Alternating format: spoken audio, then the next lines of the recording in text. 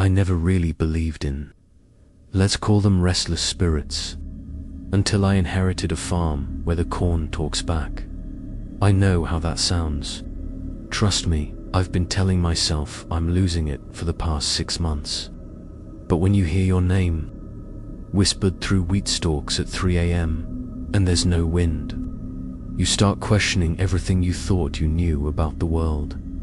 My Aunt Martha left me her farm in rural Nebraska. I'd only met her twice as a kid, but apparently I was her only living relative. The inheritance came with a handwritten note. The land chooses its keeper. Don't fight it. I thought it was just old-fashioned farmer wisdom. I was wrong the first night I stayed there. I heard children giggling in the cornfield. Not unusual, right? Kids from town playing pranks. Except the nearest neighbor is 12 miles away, and those voices, they sounded like they were coming from underground. Then there were the crop circles. Not the kind you see on TV. These were perfect spirals that appeared overnight in my wheat field. Always in the same spot. Always facing the old barn. But the whispers, that's when I knew something was deeply wrong. They start just after sunset. Soft at first, like wind through leaves. But if you listen carefully, and God help me, I started listening, they're saying things, names, dates, warnings. Don't go to the barn. The harvest isn't ready. She's still here. I still live on the farm. I just stopped going near the back 40 after dark. Because sometimes, when the whispers get loud enough, I swear I can hear my aunt's voice among them. Hey, I'm Alex. Welcome back to the Creepy Journal, where every story starts with the truth, until it doesn't. If you're new here, this channel is dedicated to real experiences that'll make you question what's possible. I share stories from people who've lived through things that science can't explain. Things that follow you home and settle into your dreams. Today's story comes from Michael, a 34-year-old accountant from Omaha who never planned to become a farmer. He reached out to me after watching my video about inherited hauntings, and his experience, well, let's just say it's changed how I think about the phrase talking to plants. Hit that subscribe button if you like the kind of horror that whispers your name when you're alone. And ring the notification bell, because these stories have a way of finding the people who need to hear them now. Let's talk about what Michael found when he inherited 40 acres of something that definitely wasn't just farmland. The lawyer's office smelled like old coffee and disappointment. I was there for what I thought would be a quick signature. Some distant relative I barely remembered had apparently left me property in Nebraska. I figured it was maybe a small house, or if I was lucky, something I could sell to pay off my student loans. Your Aunt Martha Whitmore has left you her farm, the lawyer said, sliding a thick folder across his desk. 40 acres, a farmhouse built in 1923, and well, it's been in your family for generations. I stared at the papers. 40 acres. I lived in a studio apartment in Omaha and killed houseplants for a living. What was I supposed to do with a farm? There's one condition, he continued, and something in his tone made me look up. You have to live on the property for at least 1 year before you can sell it. Your aunt was very specific about that. The paperwork was strange. Handwritten amendments in the margins, phrases that didn't make legal sense. Things like the keeper must tend the whispers and harvest moon obligations. When I asked about them, the lawyer just shrugged. Your aunt was ... eccentric. But the will is valid. I signed everything. I thought I was getting a fresh start, maybe a chance to try something new. The drive to the farm took 2 hours through increasingly isolated farmland. The GPS lost signal about 20 miles out, and I had to navigate using hand-drawn directions Martha had left with the lawyer.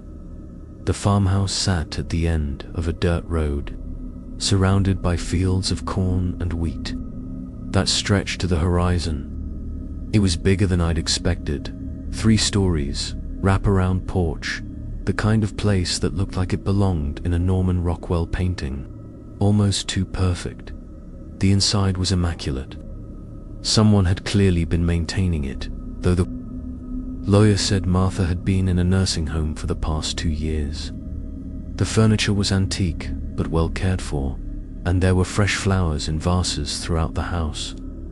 In the kitchen, I found a note in Martha's handwriting. Michael, welcome home. The coffee's in the blue tin. Don't go to the barn after sunset. The crops will tell you everything you need to know. Listen carefully. Aunt Martha, I laughed it off. Aunt Martha was probably just one of those farming folks who talked to their plants. Eccentric, like the lawyer said, in the master bedroom. I found a leather journal on the nightstand. The first entry was dated 40 years ago. Day 1, the farm chose me, just like it chose Papa and his father before him. The whispers started tonight. I understand now why Uncle Thomas never left. I flipped through page after page of entries about crop rotations, weather patterns, and ... other things. References to the hungry season and feeding the field. Sketches of symbols that looked like the crop circles I'd seen in Conspiracy. Documentaries. The final entry was from just 6 months ago. My time is ending. The farm needs younger hands. Michael will understand soon enough. They always do. I should have left then. Should have driven back to Omaha and let the lawyers figure out what to do with the property. But the sunset through the farmhouse windows was the most beautiful thing I'd ever seen, and for the first time in years, I felt ... peaceful that night. I made dinner using vegetables from Martha's garden, tomatoes that tasted like sunshine, corn that was sweeter than candy. I sat on the porch with a beer, watching the fields sway in the evening breeze, and thought maybe this inheritance wasn't so bad after all. I went to bed early, exhausted from the drive and the emotional weight of suddenly owning more land than I'd ever imagined. The bedroom windows faced the back 40, and I fell asleep to the sound of wind through the crops. It was around 2 a.m. when I first heard them. Soft voices, like children playing in the distance.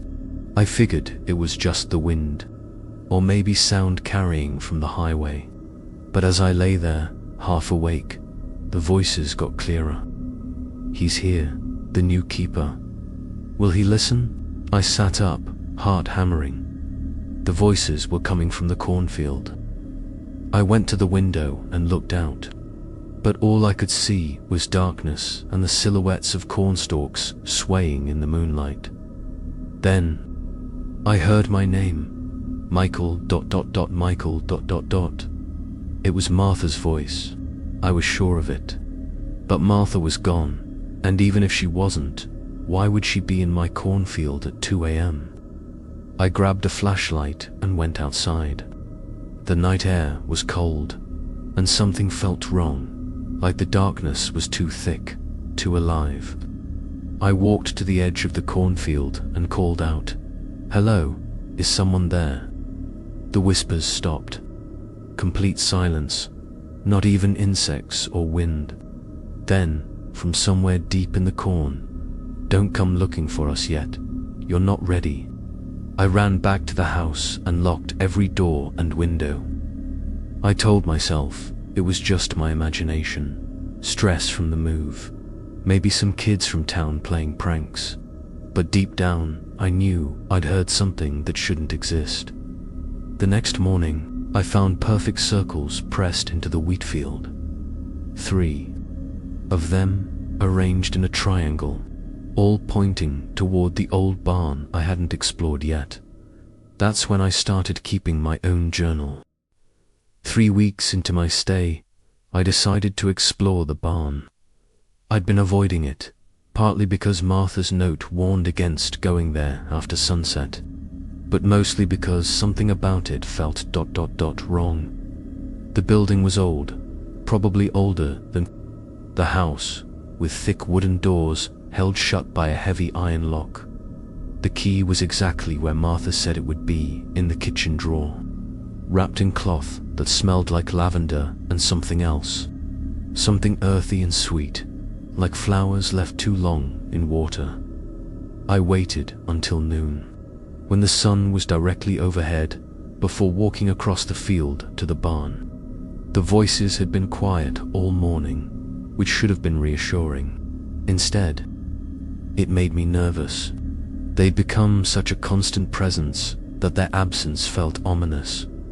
The lock was old, but well maintained.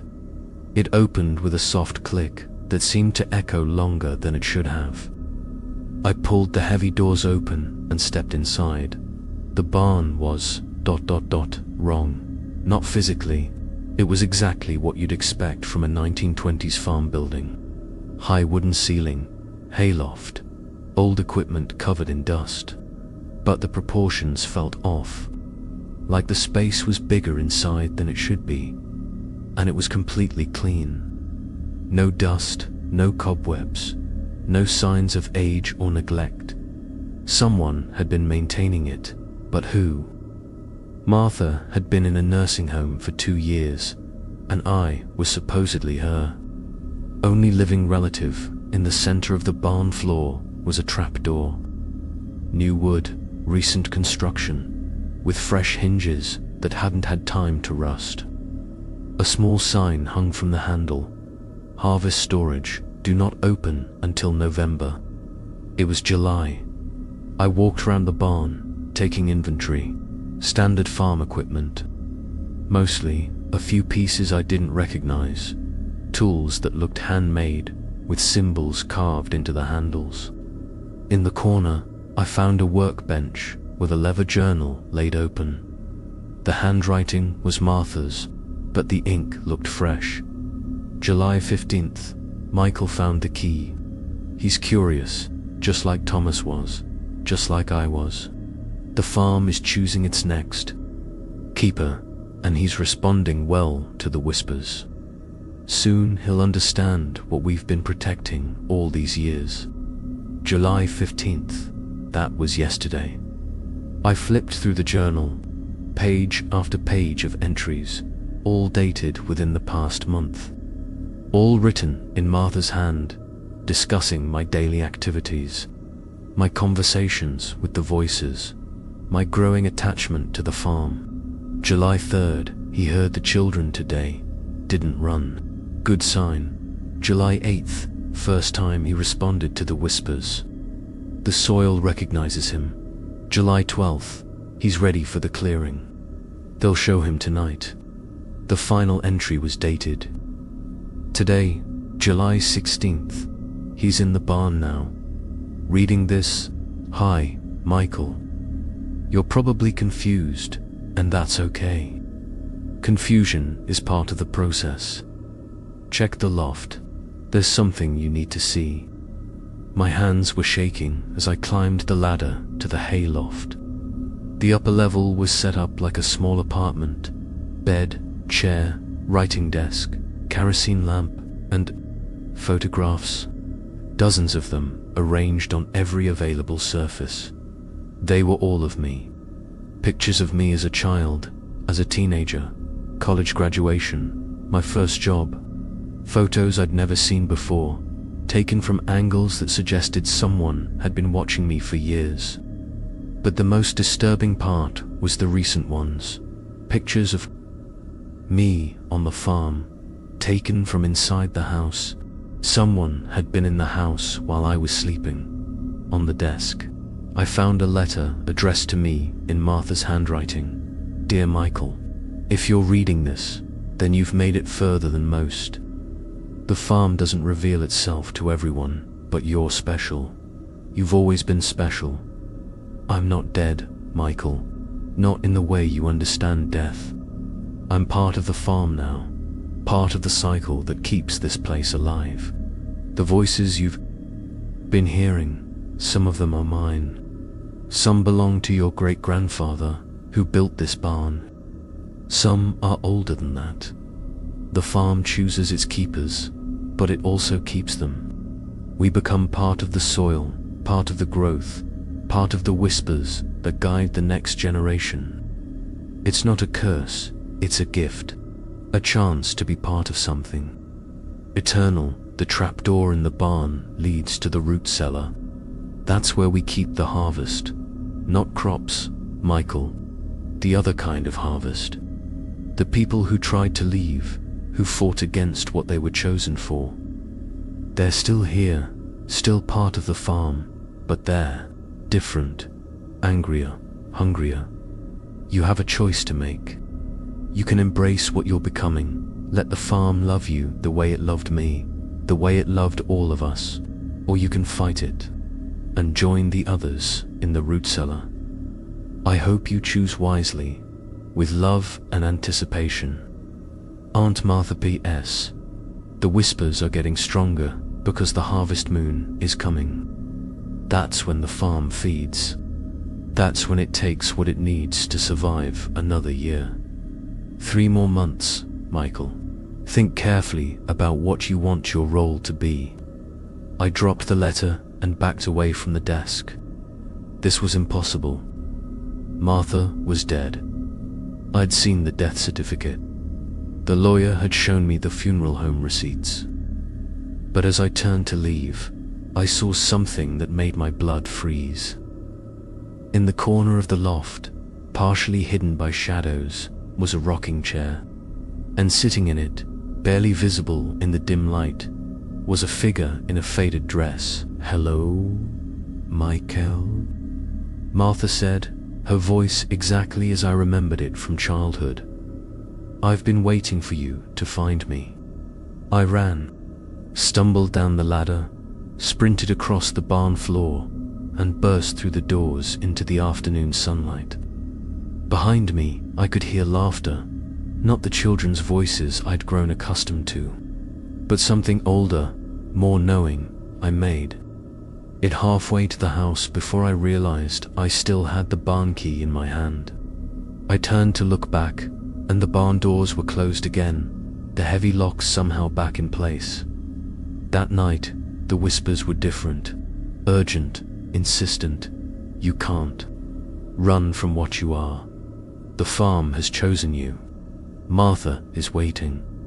The harvest is coming. I packed my bags and loaded them into my car. I was leaving. I had to leave. But when I turned the key in the ignition, nothing happened. The engine wouldn't start. The lights wouldn't turn on. Even my cell phone was dead. I went back into the house and called the local garage from the landline. The mechanic promised to come out in the morning, but his voice sounded strange, distant. "Don't worry, son," he said.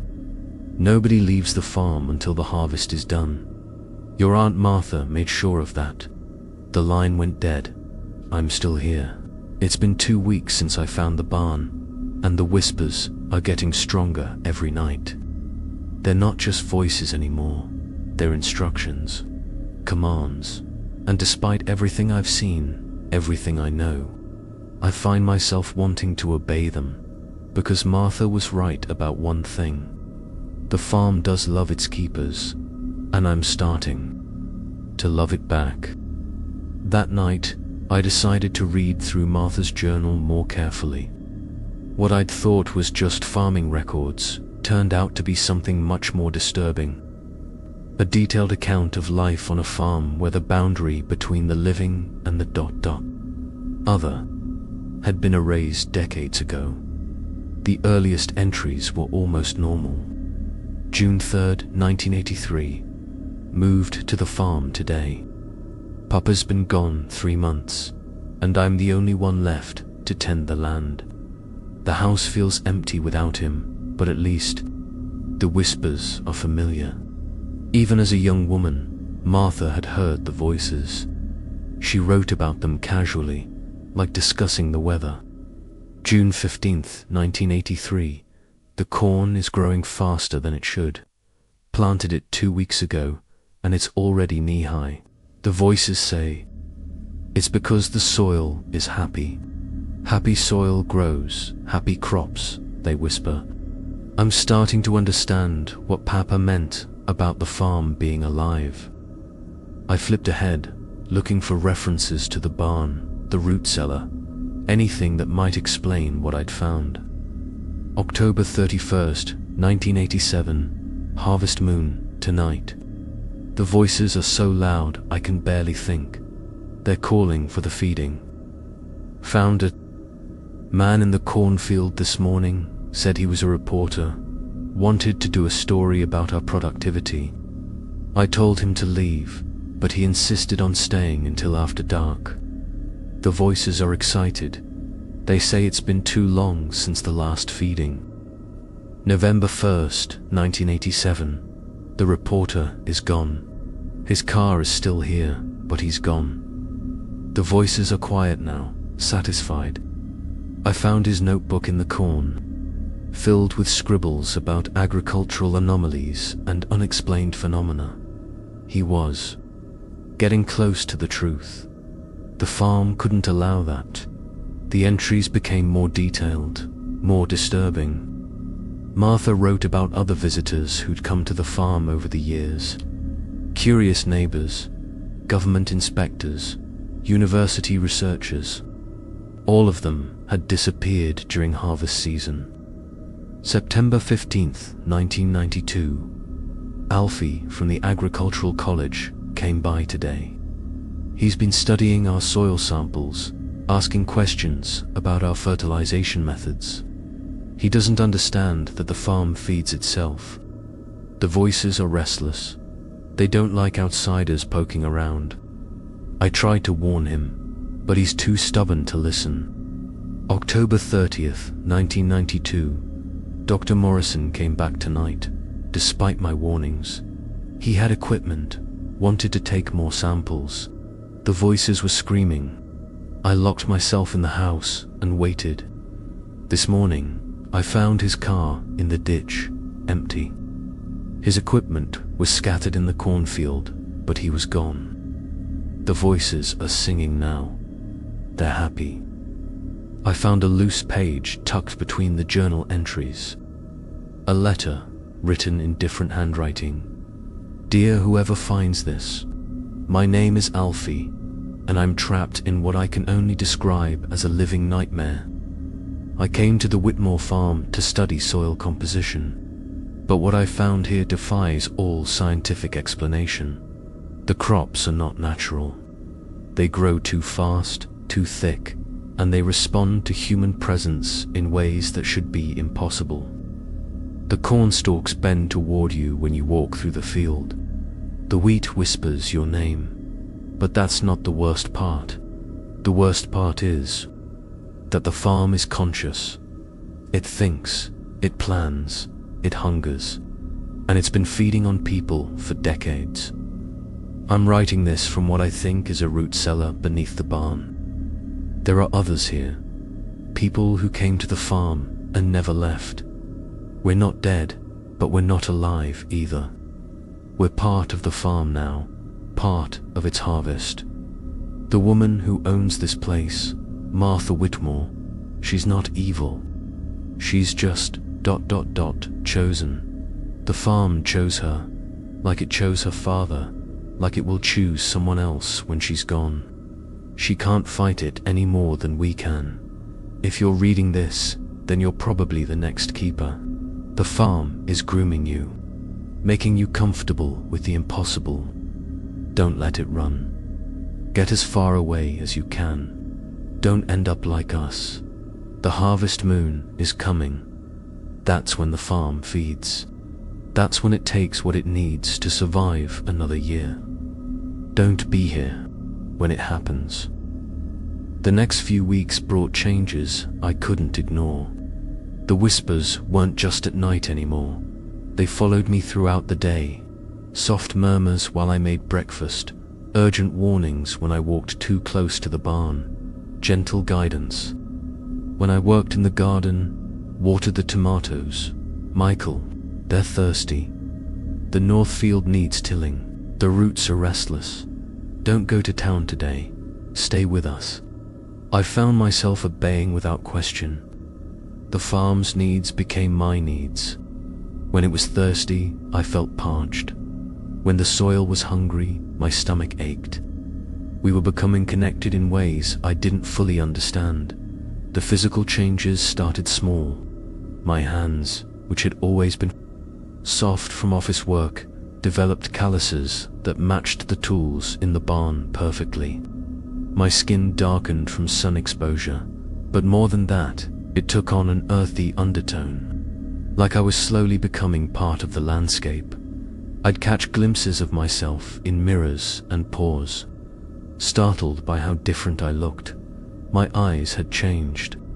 Color shifting from brown to a deep green that matched the corn stalks. My hair had grown longer, wilder, and sometimes I'd find small leaves tangled in it when I woke up. "You're becoming one of us," the voices whispered approvingly. "The farm is claiming you." The most disturbing changes were the dreams. Every night, I found myself walking through the cornfield in my sleep, my bare feet somehow knowing exactly where to step. The corn would part before me like a curtain, creating paths that led to places I'd never seen while awake. In the dreams, I could see the others, the people who'd come to the farm over the years and never left. They stood between the corn rows, their faces peaceful but their eyes empty. They'd nod at me as I passed, like acknowledging a new neighbor. "Welcome, Michael," they'd say in voices that sounded like wind through leaves. "We've been waiting for you." Dr. Morrison was there, still wearing her research clothes from 1992. The reporter from 1987, his notebook clutched in his skeletal hands. Dozens of others, all trapped in the moment of their choosing, all part of the farm's eternal harvest. "It's not so bad," Dr. Morrison told me during one dream. "After a while, you forget what it was like to be separate from the land. You become part of something bigger, something that will last forever." "But you're prisoners," I said. "Are we, or are we gardeners? Protectors? We keep the farm alive, and it keeps us. Well, not alive exactly, but not gone either. There are worse fates." I'd wake from these dreams with dirt under my fingernails and the taste of earth in my mouth. Sometimes I'd find corn kernels in my bed or small twigs caught in my hair. The boundary between sleeping and waking was beginning to blur. During the day, I started seeing them in my peripheral vision. Shadows moving between the corn rows, faces that disappeared when I looked directly at them. They were always there, watching, waiting for me to join them. The house itself was changing too. Rooms that had been empty when I arrived were now furnished with antiques that seemed to appear overnight. Family photographs lined the mantel, pictures of relatives I'd never met, but who all shared my newly green eyes and earth-stained skin. In the kitchen, I found recipes written in various hands, all for dishes that required ingredients I'd never heard of. Harvest moon soup requires 3 cups of midnight dew and a pinch of whispered promises. Keeper's bread need, with soil from the clearing and blood from a willing vein. I tried to leave again, multiple times, but every attempt failed, in increasingly impossible ways. The car wouldn't start. The bicycle's tires went flat. The road itself seemed to stretch, making the 5-mile trip to town feel like 50. Once, I tried to walk out through the cornfield, but no matter which direction I went, I always ended up back at the house. "You can't leave during the growing season," the voices explained. "The farm needs you. We need you." The worst part was, that I was starting to not want to leave. The farm felt like home in a way nowhere else ever had. The whispers weren't threatening anymore. They were comforting, like family talking in the next room. The work felt meaningful, purposeful. I was part of something ancient and important. But there were moments when the horror broke through. Like the night I found myself standing in the cornfield at 3 a.m., holding a shovel, with no memory of how I'd gotten there.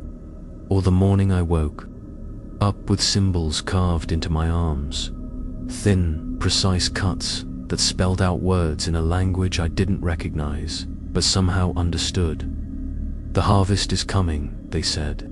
The keeper must be ready.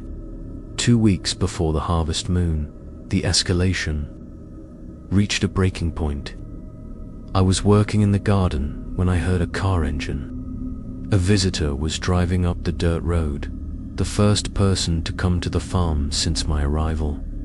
It was a young man, maybe mid-20s, with a camera and a notebook. He introduced himself as Sam, a freelance journalist working on a story about agricultural anomalies in rural Nebraska. "I've been researching your farm for months," he said, his eyes bright with curiosity. "The productivity levels are impossible. The soil composition doesn't match anything in the surrounding area. And there are reports of people disappearing after visiting here. I should have warned him, should have told him to leave immediately. But the voices were singing in my head, drowning out my conscious thoughts. He's perfect, they whispered. Young, strong, curious. The farm needs someone like him. He's asking too many questions, I heard myself say, but the words felt like they were coming from someone else. That's what makes him valuable, the voices replied. Smart prey makes for a better harvest. I invited Sam to stay for dinner, told him I'd answer all his questions. As I cooked, using vegetables from the garden, I found myself adding ingredients that weren't in any normal recipe. A pinch of soil from the clearing, water from the well that had never run dry, herbs that grew only in the shadow of the barn. This is delicious, Sam said, eating with obvious enjoyment. I've never tasted vegetables like these. They're grown with love, I replied, and the voices laughed. After dinner, I showed Sam around the farm. He took photographs, asked questions, scribbled notes. With each step, he became more excited, more convinced he'd found something significant. This is going to be a huge story, he said as we walked through the cornfield. Agricultural miracle, generational farming wisdom, maybe even something supernatural. My editor is going to love this. We reached the clearing at the center of the field just as the sun was setting. Sam knelt down and ran his hands through the dark soil. This earth is so warm, he said, and it feels ... alive, like it's pulsing. It is alive, I said, and I meant it. The farm is a living thing. It thinks, it feels, it needs. Needs what? I looked at him, kneeling in the clearing, his hands buried in the soil that had consumed so many others, and I felt the voices rising. In my throat, it needs keepers, I said. People who understand what it means to be part of something eternal. Sam looked up at me, and for the first time, I saw fear in his eyes. Michael, you're scaring me. I'm not Michael anymore, I said, and realized it was true. I'm part of the farm now. We all are. The corn around us began to rustle, though there was no wind. The stalks bent inward, creating a circle around the clearing. Sam tried to stand, but his hands were stuck in the soil. What's happening? He screamed. The farm is choosing you, I said, my voice mixing with the whispers, just like it chose me, just like it chose all of us. The soil began to glow with a soft green light, and Sam's screams turned to confused murmurs, then to peaceful silence. His eyes changed from brown to green, and he smiled. "I understand," he said. "I'm home." The voices welcomed him with joy, and I felt a satisfaction that wasn't entirely my own. The farm had fed. The harvest was almost ready. Only one more moon to go. The harvest moon rose blood-red over the cornfield, and I finally understood what I'd become. I wasn't Michael anymore. I was the farm's voice, its hands, its will made flesh. Every choice I'd made, every decision that had led me here, had been guided by something that was older and hungrier than I could have imagined. Standing in the clearing where Sam had joined the others, I felt the full weight of my transformation. The whispers weren't coming from the crops anymore. They were coming from me.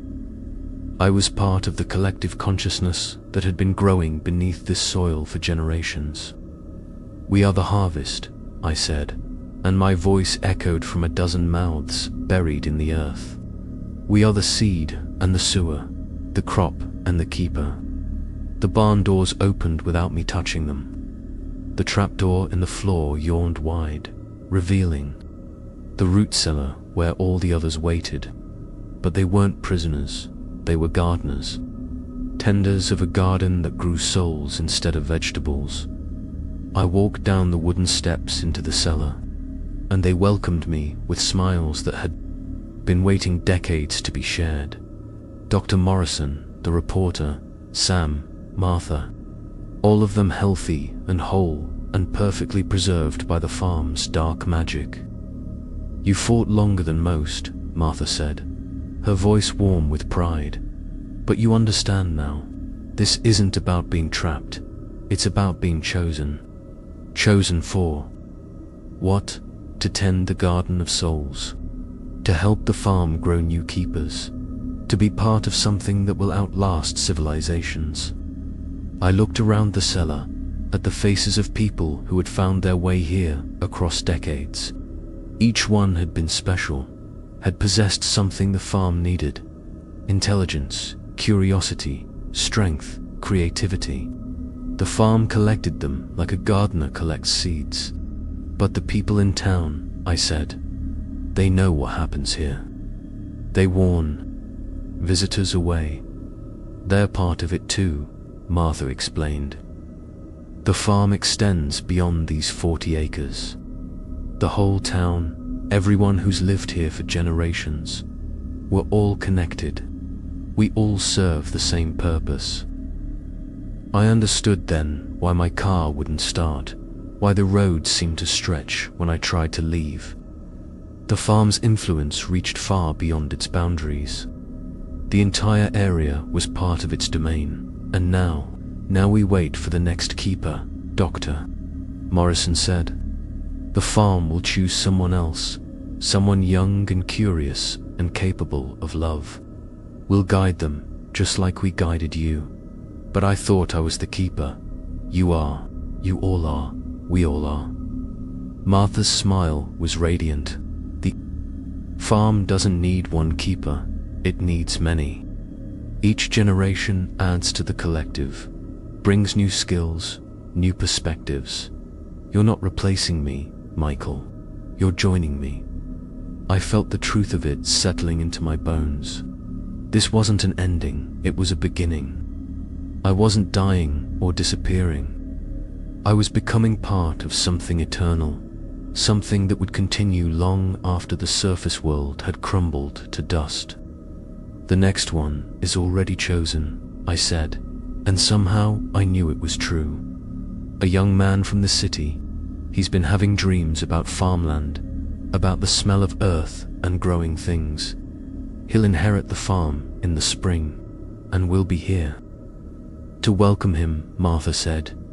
"Just like we welcomed you."